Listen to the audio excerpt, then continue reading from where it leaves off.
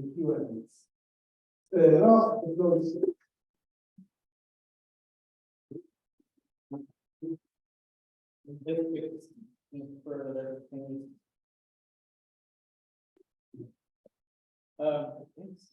Welcome.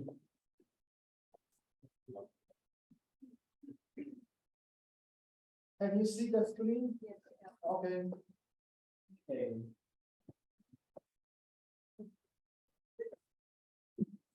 Can you hear me well enough? Okay, thank you. Good. Welcome everyone. It is my privilege and honor to be here to give this plenary address. Thank you for this kind introduction, Martin, and thank you for the invitation as well.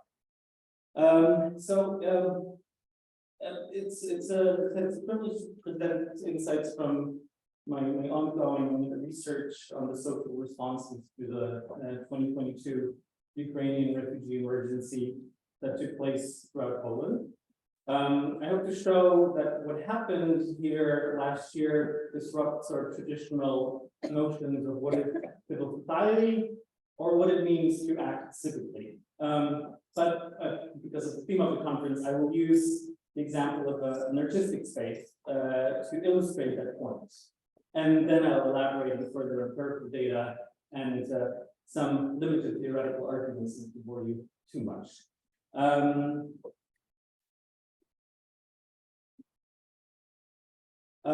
There might be a little bit too much on the slides, but hopefully you'll find this informative. But I seem to be incapable of cutting down. The most important stuff is folded out. So the plan of the plenary is as follows. So I will first discuss how the 22 refugee relief in Poland was unique because of its magnitude and how it cut across society, and also how it ended up being deeply personal.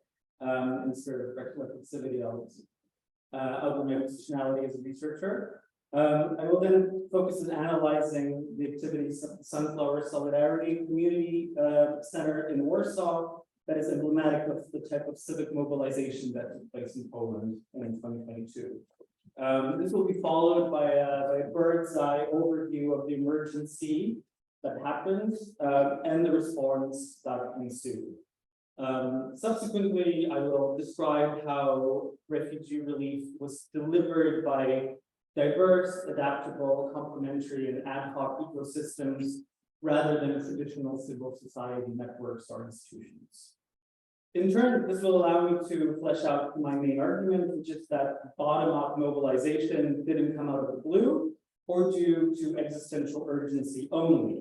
Rather, that civicness observed last year was driven by dispositions and practices which have been developed in response to previous crises in Poland.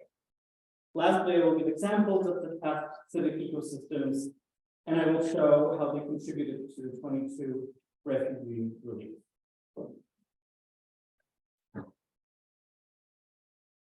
As I said before, it begs explaining just how much the social and the personal became intertwined after the 24th of February 2022. So the profoundness of war in Central Eastern Europe is almost cliche, and there's a lot of scholarly literature on how it is or is not constitutes socially transmitted PTSD. And for all of us here, in one way or another, connected to this history, and myself being a descendant of survivors of genocide, this all really ran true on a deeply emotional, existential level.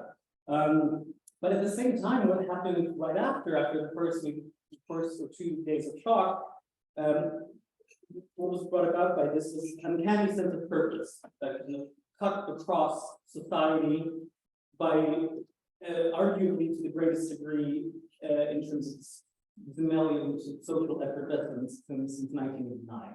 That something was happening, definitely even bigger than Poland's accession to the European Union, which for me personally was also a formative experience as a teenager. Because when it started happening, we were all anticipating a humanitarian crisis in Poland, but it never happened. But because we were anticipating it, many people, and I'll show this, became personally involved to stop it. And this is also where I outline and signal my positionality in this. So I was actually abroad when it started happening, but then I came back to Poland and I was helping out. I wasn't helping out as much as some people were, but in that sense, this my distance from the subject matter is limited, and I thought it's best to address this. But at the same time, it also allowed me to being in Warsaw, being in practice, going to Ukraine as well with humanitarian aid, allowed me to experience something that was palpable, which was this, which was also the role of culture in expressing the zeitgeist of what was happening. And I'll go straight into this right now, just to quick you also in terms of the subject matter that is safe here conference. So I'd like to begin with the evaluation of the social response to the refugee emergency by focusing on a micro case study that comes from the arts domain. And it is the Sunflower Solidarity Community Center, in Polish, the acronym is SDK, and I'm using the password. It was set up immediately on the 24th of February 2022 by activists, by artists, by curators, by engaged citizens, by academics. But also by regular volunteers. And it found vessel at the Modern Art Museum in Warsaw and in Warszawa, which is a bit of an ephemeral institution. It doesn't even have a permanent building yet. The building is being built. It's been built since 1989, so we're really excited into this reconstruction of the self-image of Poland since the end of communist style authoritarian communism. But it is known for its many activist interventions. It's known for being cutting edge, even though it doesn't have a tremendous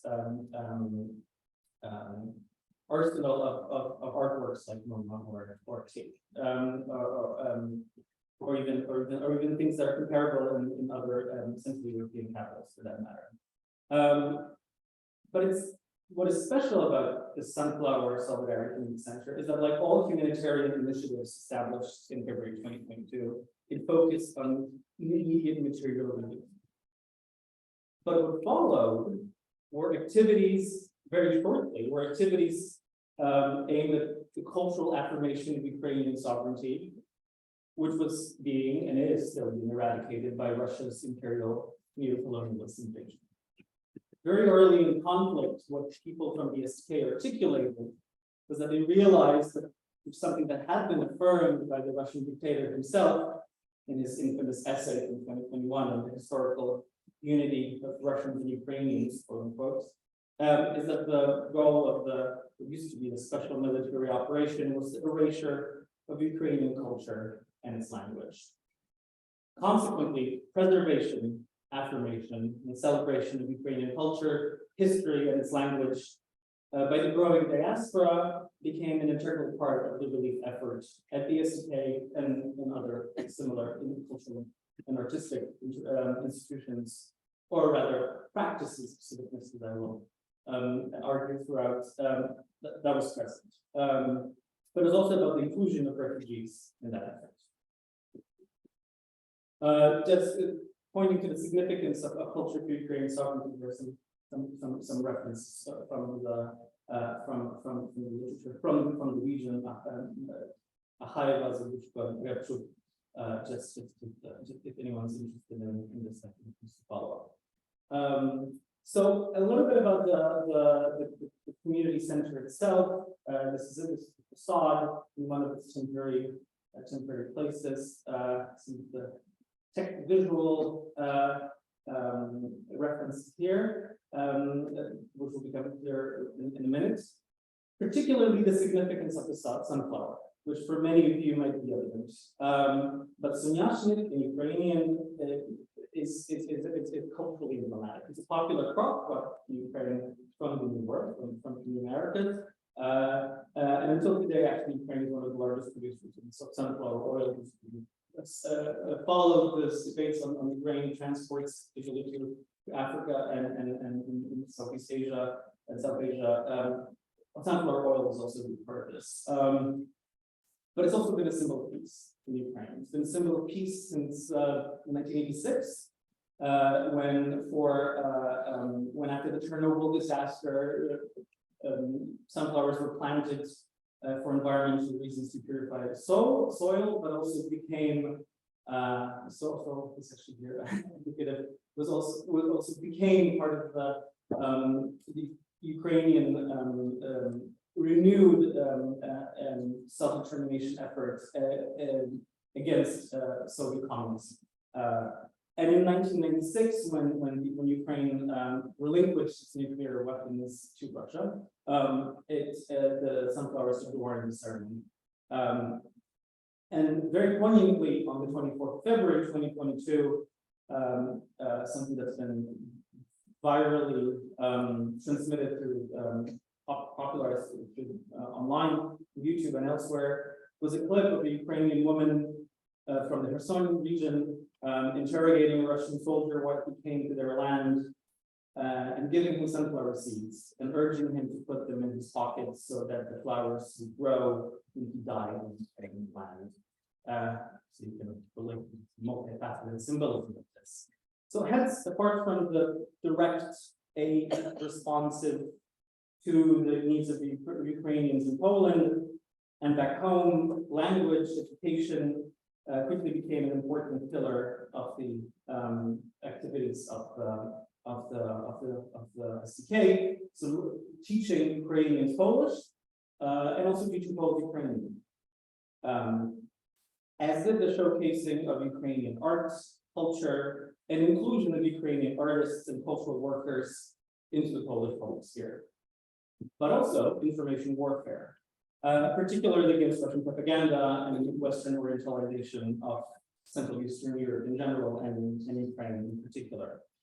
This found its manifestation in the Sonyak Digest, a somewhat short-lived publication that was established when its idea was born when the resonance of truth about the war in the West had been far from certain. In time, the activities of the SDK went beyond mere celebration of Ukrainianness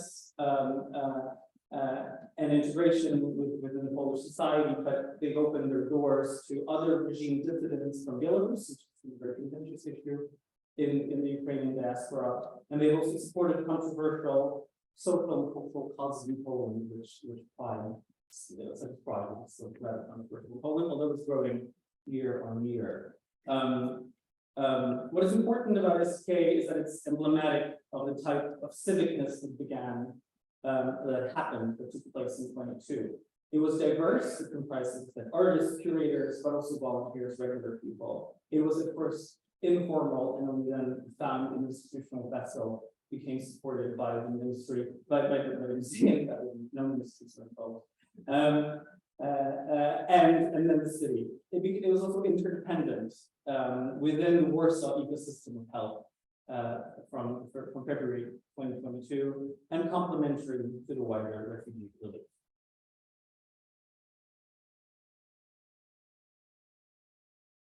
So before I elaborate on all of what all of this means in terms of our conceptual understandings of civil society, I would like to briefly sketch out the macro context in which all of this is taking place. Many of you are obviously familiar with this, but the numbers that actually here pertain to 22 alone are really indicative of the magnitude of the challenge that is happening and the response. So the conservative estimates of the migration unit of Warsaw University, very conservative estimates based on multifaceted data, is that at one point or another, 8 million people passed through Poland's territory last year. That is a fourth, 1/4 of the original population, and received some sort of help. 3/4 of Poles surveyed admitted to help them, whether they did or not. That's in case you know how Poland works, but it's still a huge number in a country of supposedly low social trust. The official numbers by the Ministry of Interior, by the PESEL, Personal Identification Number Scheme, puts the number of Ukrainian refugees in residence since February 24th at 1.4 million. And their status has been legalized under the EU Temporary Protection Directive, which is the first of that kind, and it's rather special in the sense that it gives Ukrainian refugees full access to the labor market and the welfare system, which is remarkable in comparison to other refugee protection statuses. In particular, Ukrainian refugees are free to come and go from Poland within the EU and also in and out of Ukraine. In combination with the previous migration cohorts that started coming here since the early 90s, but really picked up speed after the Euromaidan in 2014, the population of Ukrainians in Poland right now, very conservatively, we put it 2.3 million, 2.3 million, which is 6% of the current population. And what I wanted to point out here as well, out of many data that have been brought here, is the type of benefits that in some regard can be perceived as modest, but on the other hand, have been fairly ubiquitous. So 50% of war refugees without prior migration experience, and 39% of those who were returnees to Poland received some kind of welfare provisions from the state. This could have been a very modest one-time payment of 300 zlotys, or the 1,200 zlotys support provided for their hosts. But what is more actually indicative here of the type of migration and the type of provision that's been offered is the 500 monthly stipend for each dependent under the age of 18, and 400,000 plus dependents have been receiving it without any criteria added on. So this equality of economic and social rights for refugees in Poland is fairly unprecedented. And by September 22, Poland spent $1 billion on this. So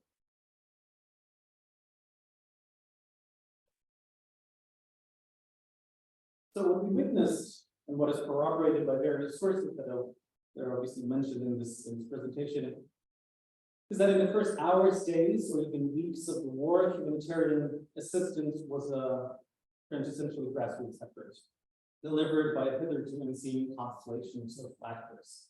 The state, international humanitarian organizations joined in the effort only gradually. And housing provision is very indicative of the bottom-up dimension of health, which was already indicated in the previous slide. Overwhelmingly, 60 to 80% of the refugees were housed in private accommodations. And reception centers that operated last year were, for the most part, staffed by volunteers, even though they ended up being state funded. Also, looking at the numbers, private funding for refugee relief was a tenfold of the benefit of the welfare provision provided by the state. And ultimately, as calculated by the Polish Economic Institute, a third of all expenses for the refugee provision was footed by private individuals.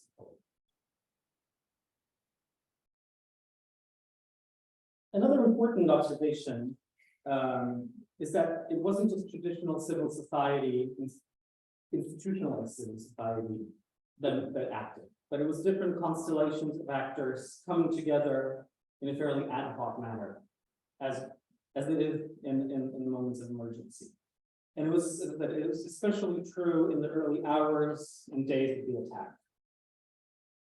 And even in the long run, as particularly an example from Krakow by Shaw's research indicates, ecosystems of health were very informal, and the relationships that drove them were not institutionalized.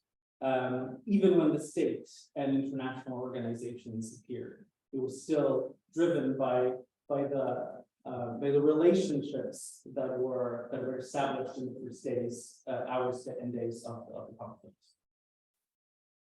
These insights from empirical research resonate with our contemporary conceptualizations when it comes to the evolution of civil society. This is where I tackle slightly some theory with me. Calder and Radis thinking about Mary Calder has worked on civicness and conflict for many years now, and her writing on this is most recent writing on this points shows the evolution from our the institutional understanding of civil society or Putnamian networks, clubs, bowling alone, this sort of neoliberal or American style civil society, to a more activist civil society that was especially prevalent in Central Eastern Europe and contributed to the fall down of this management of the style of authoritarian communism in Poland,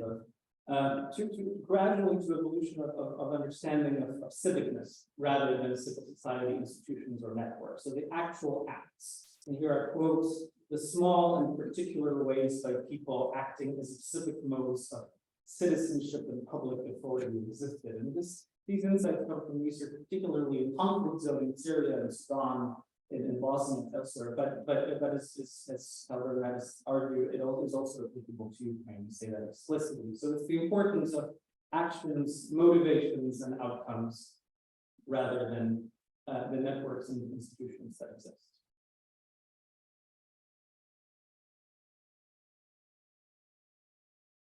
This brings me to the discussion of how these civic practices were actually organized and how it is most expedient to categorize them. And again, I rely on the review of some research from the fields that Colin Dunn and Kalishevska carried out ethnographic research on the Polish-Ukrainian border, throughout which they found that civic practices were constitutive of social trust rather than existing structures or networks. And as mentioned before, Chevska and colleagues identified that local activists cooperated with local civil rights activists cooperated with neighborhood campaigners, but also businesses for the first time. They were the ones in the front line. They were the ones who responded to the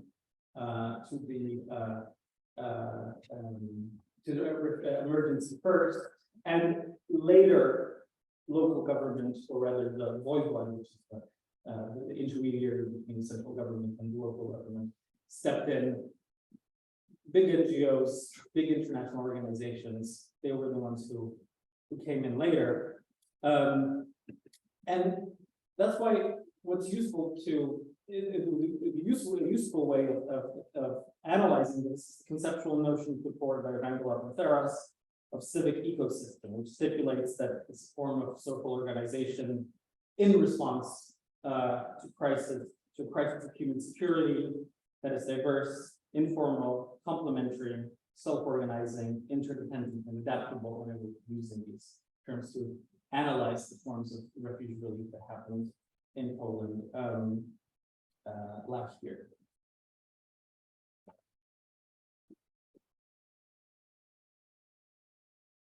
My original argument in all of this, if you're wondering, is that this autumn of civicness didn't come out of the blue. It's that the past civic ecosystems that existed in Poland, that they had laid out the foundation for the civicness that was deployed in 2022. So that previous periods of civic mobilizations have been laboratories of action where people developed skills and dispositions to act civically. And they were always in response to crises of human security, either in the domain of the built or natural environment, or in terms of civil rights. And I will discuss in detail what they were and how they laid a foundation for the dispositions and skills that were redeployed in 2022. So these are just but a few past notable civic ecosystems, but they were really indicative of the, as I said, either the failures of the state to address crises of human security, or rather almost rogue policies of the state against civil rights. So on the one hand, there's extensive literature on the significance of local neighborhood or urban movements in Poland that have tackled and really pushed the dial on environmental issues. They have now had more successes in terms of legislation because of where the public conversation has moved on the climate emergency. But when they started appearing in the 90s and when they started formalizing also in the 2010s, they were really fringe and really fighting an uphill battle. But they were the net, again, I don't want to use the word networks, so it comes to my mind immediately, but they were this ecosystem that were locally organized, people coming together to address poor air quality or lack of green spaces in cities in quintessentially bottom-up fashion that in time managed to actually change the legislation, but also created these engaged or developed engaged citizens throughout. And this is, with all its discontents and shortcomings, a success story in Poland. On the other hand, there are quite a few uphill battles in the civil rights domain that have been waged in Poland since 1989. Most notably, as you probably aware, the women's rights struggle against for the freedom of choice. That's been happening since 1993, if I'm not mistaken. But most recently, the 22 almost complete ban on freedom of choice or abortions in Poland resulted in huge social upheaval for a few weeks after the political decision had been made to restrict the right for the right of women to obtain abortions in Poland, even more so than it had been before. But that was sprouted from this, with a myriad of clandestine initiatives to assist women in Poland to carry out pharmacological abortions and, if necessary, to travel abroad to, in many instances, to save their lives, either to the Czech Republic, to Slovakia, to Germany, or Holland, and also the United Kingdom. But those ecosystems, also operating very much locally, as I will elaborate in a minute, were another iteration of this kind of practice of citizens.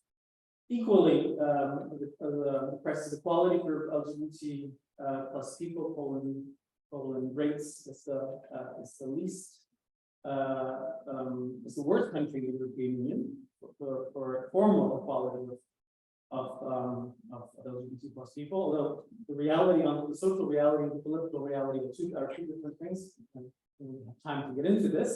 But LGBT plus people, queer people have been used as a scapegoat in the 2018, 2019, and 22 electoral cycles in Poland, and really contributed to the bottom-up mobilization throughout Poland.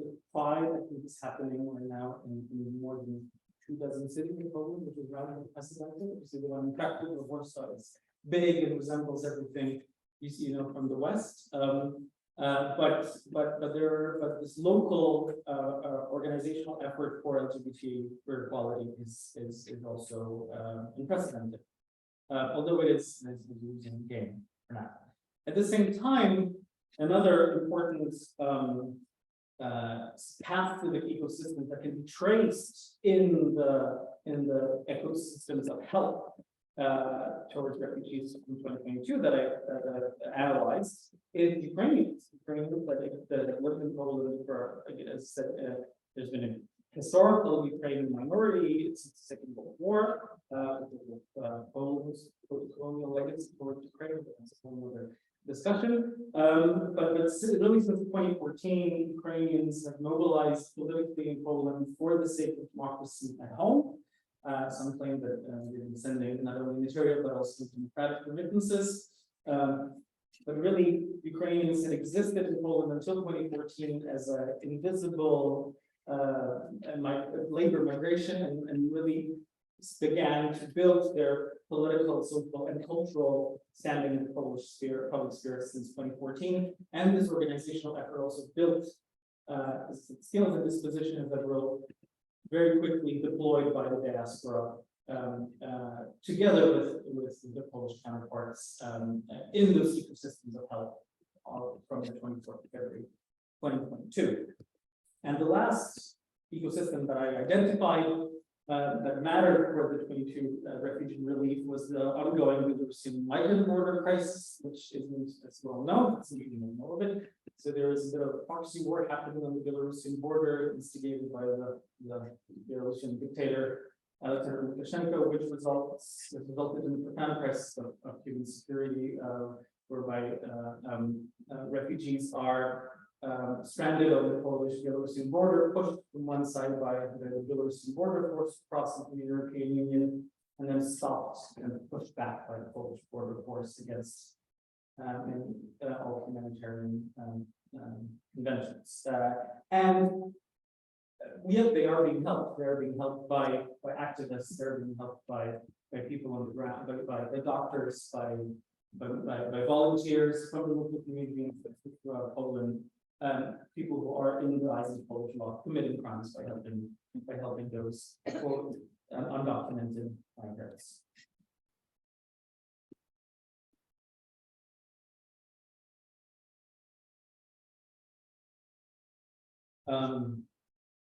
So this evidence of past civic ecosystem engagement has been found among actors delivering refugee relief in 2022. In particular, in Krakow, people who have been involved in urban neighborhood associations in the past or campaigns for civil rights were joined by a plethora of entrepreneurs and businesses for the first time. This is particularly important. The ethnographic research in Krakow revealed that people who started acting on the first day of war came from what they themselves described as underground spaces. So people had been active in myriad of civil rights causes and practicing what they thought of was civil disobedience, including anarchists. So it's rather magnificent that anarchists at some point organized in Poland in order to deliver refugee relief. And neighborhood spaces, so people who, in their own perception, were non-political and were only concerned by their own surroundings and building a community around everyday issues that cut across political lines. They were the ones who also set it up. And unexpectedly, researchers identified robust business spaces. So people with individuals with high economic capital who for the first time became civically engaged in Poland. Again, there's a huge difference between, particularly the United States of America, where in kind of philanthropy, giving back, however you want to call it, has not been popular in Poland because of its particular transition in market economy and these civic ecosystems, I will discuss them very briefly because we don't have time for this, but when we take a closer look at the local ecosystems of health that emerged in 22, it's confirmed that people who have been active civically in the past were the ones who were overrepresented among the first responders. They weren't the only ones. There were many people for whom this is the first time that they became politically, civically active, but there was enough people in those ecosystems of health who had been active before, and they came largely from those ecosystems that I just discussed, but not only. Now, oftentimes their efforts were supported or even replaced by local, state, or international help. In time. Yet many of them play an instrumental role throughout 2022, and this is also confirmed by research that those informal ad hoc connections that were made initially, particularly WhatsApp channels, Facebook groups, this really was the driving force of the refugee wave throughout. And just to give you a bit of a snippet of how it's operated in some of the bigger hubs and then smaller hubs of refugee relief. So in Warsaw, in particular, volunteers organize themselves coming from this local neighborhood systems. People who have been involved in those urban movements, and they start counting heads and seeing how many people they can help. And it was only the city that then took, they didn't even take over the effort, but then provided frameworks in order to streamline this and then for this help to be better deployed. But the sequence from neighborhood local activists to the city taking over or joining the effort is very evident in Warsaw. Was very evident in Warsaw, which then established a whole coordination support center, etc. In Krakow, on the other hand, it was not so much particular people coming together, but groups that existed before from those underground or neighborhood spaces that then were joined by the really supported at some point by the Voivod, which is interesting that a city in Krakow, in comparison, its activities in that regard pale in comparison to other cities in Poland. It was either actually the emissary of the state of the central government that really streamlined those efforts down the line and helped to make it more efficient, although that's obviously debatable. In Lublin, a city of about 300,000, I think so, more or less, a frontline city on the Ukrainian border. This has been the migrant-focused activists, the ones that have been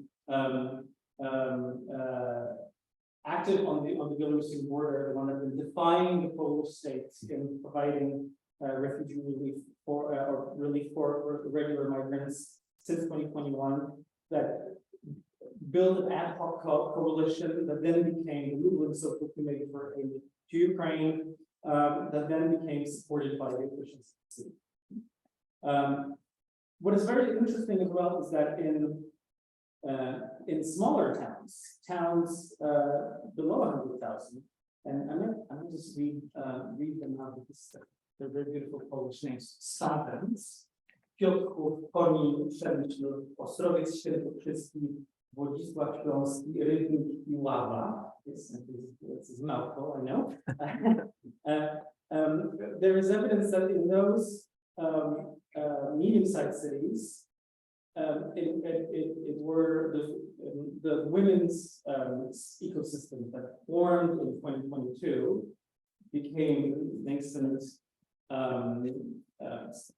places of or spaces where refugee relief was first organized. And very interestingly, activists in the All Poland Women's Strike, both men and female, regardless of gender, rather, came together, got to know some of the people they ended up collaborating with in 2022 and 2020.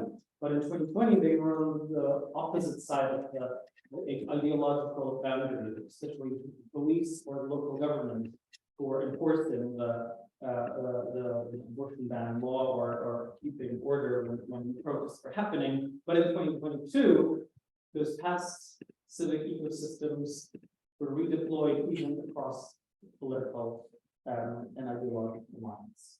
And I'm not going to dig much deeper into this because I'm running out of time, but it is my second to last slide. Is that there was also an unprecedented systems for businesses on both local and national level, and even some controversial multinational corporations stepped up and provided assistance that was unprecedented. Obviously, there are many considerations to be taken in place here to account why did we hear, why we're not doing it elsewhere, but it is a matter of fact that we did it here.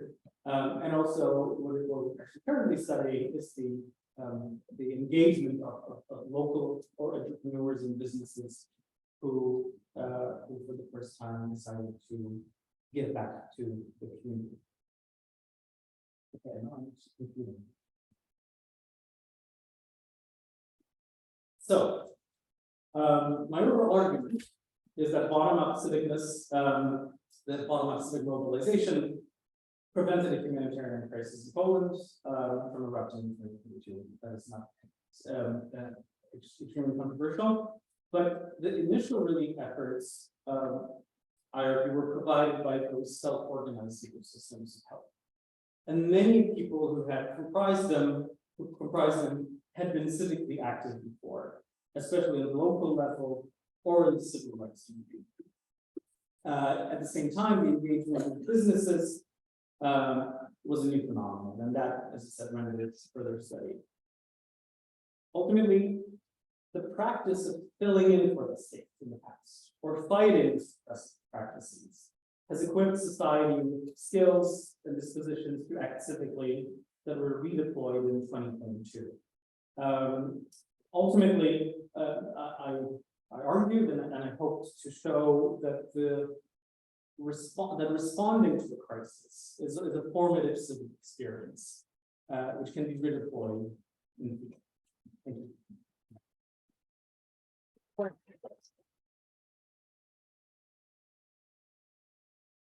Thank you all for this fascinating findings of your very recent research. We've got 15 minutes to ask questions, make comments.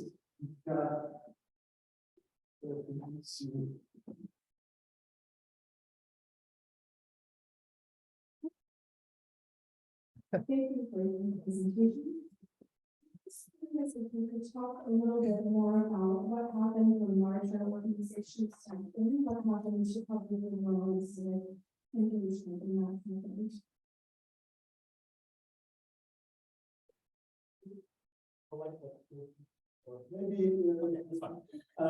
Sure. So interestingly enough, a lot of it carried on.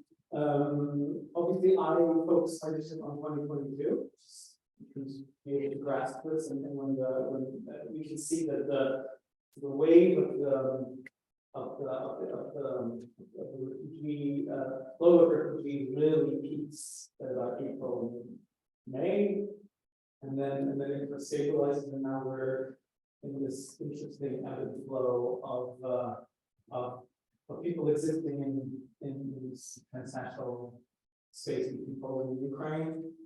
Legally, I think the temporary protection for refugees expires the 23rd of August of this year. But again, from what we found is interesting that after, at least in the first few months after the state and international organizations have joined, local volunteers and initially systems of help still carried on, and particularly because and there was a lot of friction between them, right? Especially the state thought it knew how to provide refugee relief, and a lot of international organizations came to Poland and was supposed to learn the patterns, introduce rules and regulations known from other conflict contexts, and anecdote I can bring here of what organizations said. A friend of mine worked for a humanitarian organization in London, and he's Polish, and nobody else in the office, and they were babies in Poland before the war. And he was one of the only person sent to Poland where it made it worse. So obviously we have to rely on the systems that existed before.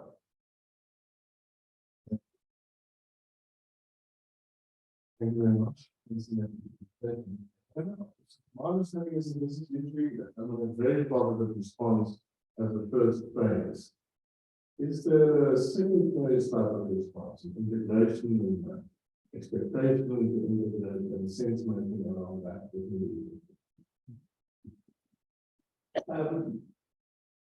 I don't think that those new systems have the capacity to endure for that long. Most of them, at least, they are in response to this crisis of human security, and they the ability to anticipate. Most of them. So, for example, I know the Sunflower Center is scheduled to close by the end of the year because the funding runs out. But my expectation is that it will actually carry on because it can focus really different to a different type of agenda. Interestingly enough, this is Poland came out the other day, and the acceptance of Ukrainian migrants and refugees in Poland is very stable. I think it dropped in terms of sort of positive attitude system, nearly a few %. So this relief fatigue or exhaustion, or even xenophobic sentiments that are held by almost everyone in the political. This is really serious upcoming election. It's really affected the integration of Ukrainian migrants so far. But see what the future brings. But as I said, some of them may last, but most of them will dissipate. But my further argument would be that these dispositions of health and skills may be reignited and redeployed when other systems and populism, particularly with political decisions, can be reorganized.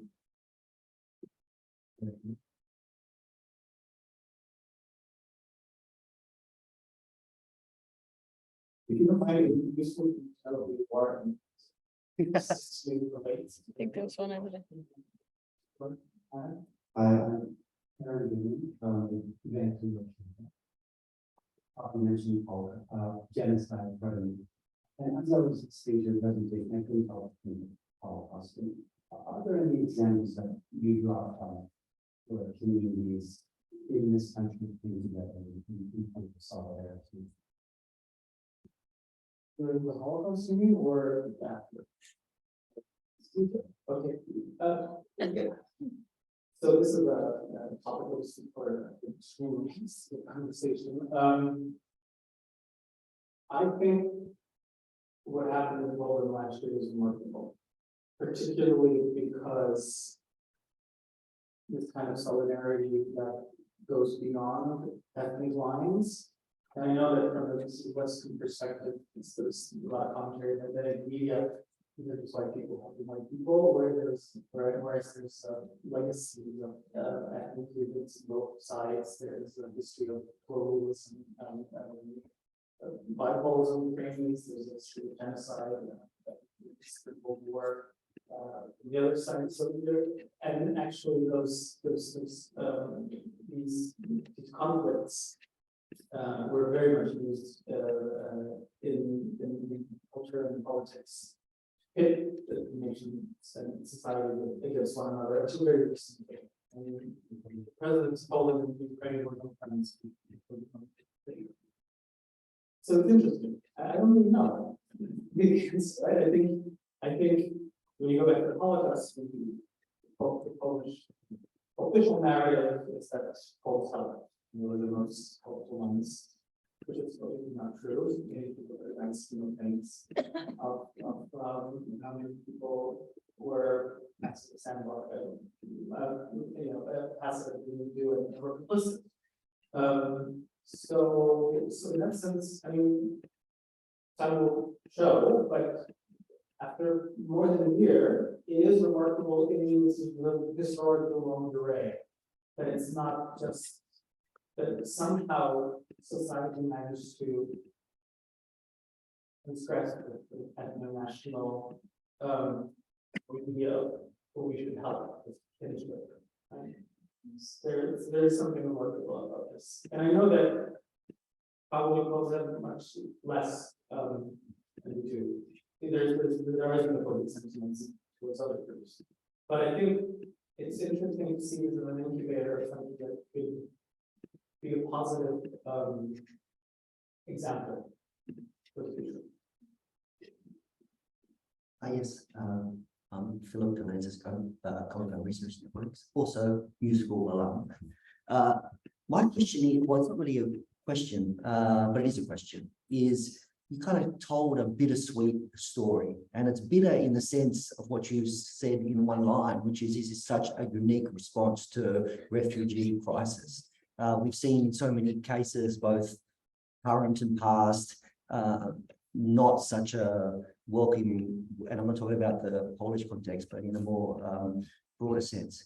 I was wondering what you thought about how it would change refugee politics in general. You know, is this a unicorn because of these kind of contexts that you talk about, or is there something that the world can really learn about how we treat refugees?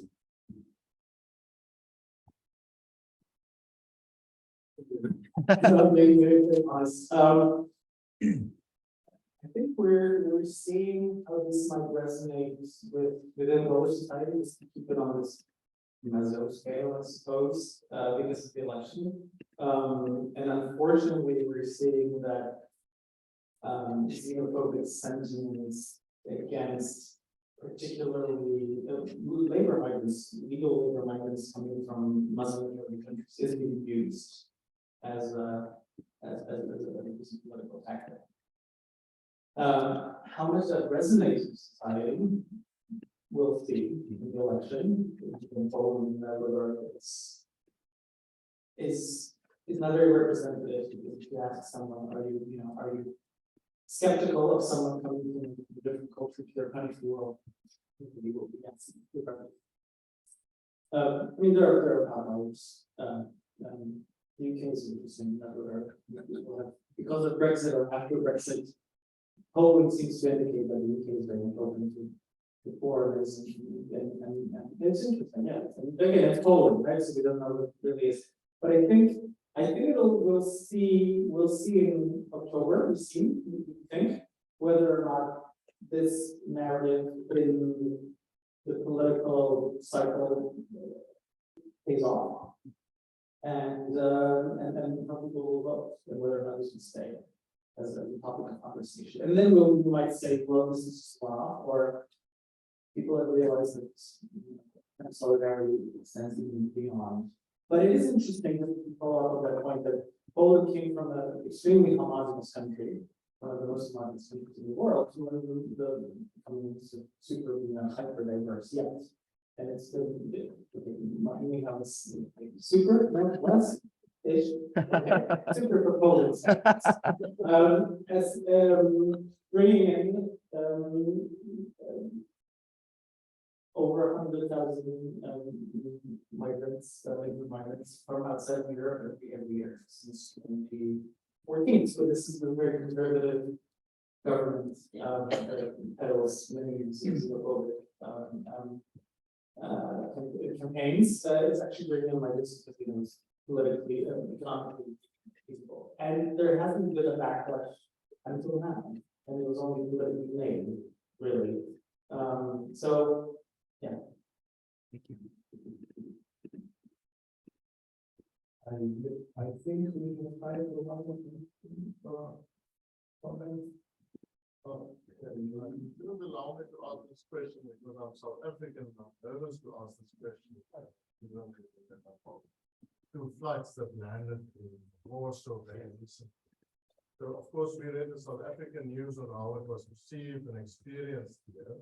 And perhaps something of the, from your perspective, is the experience on the other side, you know.